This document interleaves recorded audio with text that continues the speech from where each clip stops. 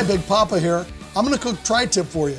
And I consider myself uniquely qualified for cooking tri-tip. I spent over 25 years on the central coast of California, and I cooked tri-tip starting in the days where it was cheap meat that they basically threw away. It was too tough, people couldn't figure out how to get it tender.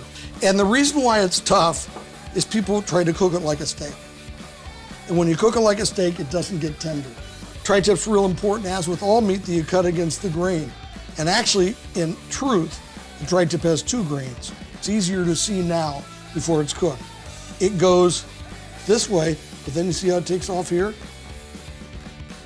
A lot of debate on where tri-tip came from. They may say the Bay Area, they may say Palm Springs or LA, but I think it's absolutely part of Santa Maria barbecue.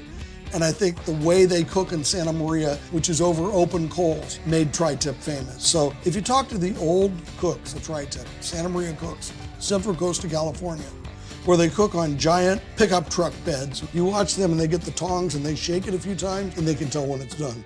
It's not 125 degree internal temperature meat. It's 140, 145. It'll still be very pink, but it gets very tender at that temperature, and that's what we're gonna do today. But I'm gonna start with some Chipotle Tabasco as glue.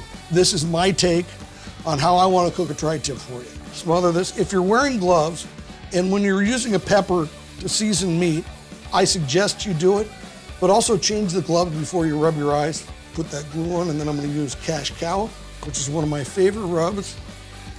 This is specifically made for beef. It actually has some rendered beef fat in it and beef stock in addition to very unique seasonings. So that's the bottom, pat it down. And you're gonna see with the beef fat in this, when it gets on the cooker, it's gonna get real shiny because the surface moisture is gonna interact with the beef fat and create a nice glow across it. So now here comes double secret, one of my first rubs and my go-to for steak, my go-to for everything. It's even on my competition brisket recipe. We're gonna come here, we're gonna press it down, and we're gonna flip it over and repeat. I've left some fat on it, you notice, and that's because fat's okay, especially with the tougher cut of meat. I've left a little bit of fat. In fact, some people don't ever even trim the fat cap off the back until they're halfway through cooking it or done. I don't want a barrier of fat in between my meat and the seasonings, so that's why I do it this way. A little cash cow. So now here comes double secret. So we're gonna cook on a Santa Maria cooker today. We're gonna cook on red oak from Central California and a little charcoal to help. And we're gonna cook it slow on the open fire. Okay, I love cooking on Santa Maria. This is my new stainless steel one. And we're about ready to put the meat on, and I've got my coals going here, very nice. What you wanna do is you wanna put your hand right here and be able to count to 5. 1, 2, 3, 4, 5. It's about perfect.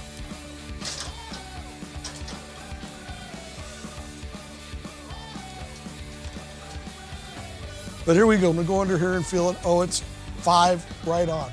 Glove melting at 5. That means it's perfect.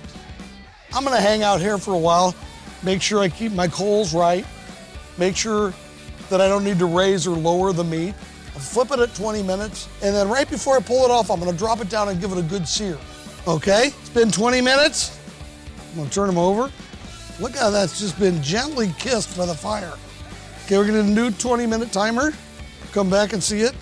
You notice I've lowered it during the cooking because the 5 count. I got some new logs here that should help a lot. Okay, I'm gonna come in here, I'm going the side. It's 83 degrees, 80 degrees. So they've been on 20, I'm gonna give it another 20, and we're probably gonna be really close, and then we're gonna drop it down and just give it some singe. If you notice, the juices are dripping down onto the fire. They're hitting the fire and they're coming up and they're part of that smoke. It's moisture, it's flavor coming back. I'm gonna turn them one more time here. It's 121, over here 115, perfect. We're gonna give these about 10 minutes. You know, I use Chipotle Tabasco as a glue. And the reason why is I wanted a little pepper, but I didn't want it to overpower the meat. Tabasco is made of 3 ingredients. It's made of salt, vinegar, and peppers. But these are roasted peppers that are roasted over pecan wood. So I think it really works well with the tri-tip that's cooked over the oak. We're almost around 120. Like I said, 140 is when we're gonna pull it off. The last 20 degrees are gonna go quickly, so I'm gonna flip them pretty frequently because I want a really even cook. I want when you cut into it, it's like bumper to bumper. I want a little tiny sliver of gray, and then I want it the same color of pink all the way through. And if I've done that, I've cooked perfect tri-tip. We're about ready to pull it off. We're just a few degrees short of where I want to be, but that's fine because we're going to rest the meat, let it settle down, but let the residual cook keep going.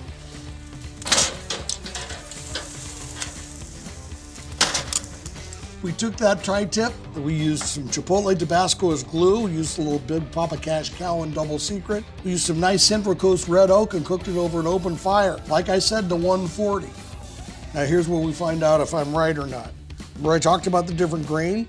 Got a little grain going this way. I'm gonna slice here. Look at this. Now remember I told you it had two different grains? Now we're gonna go over here. Follow this grain.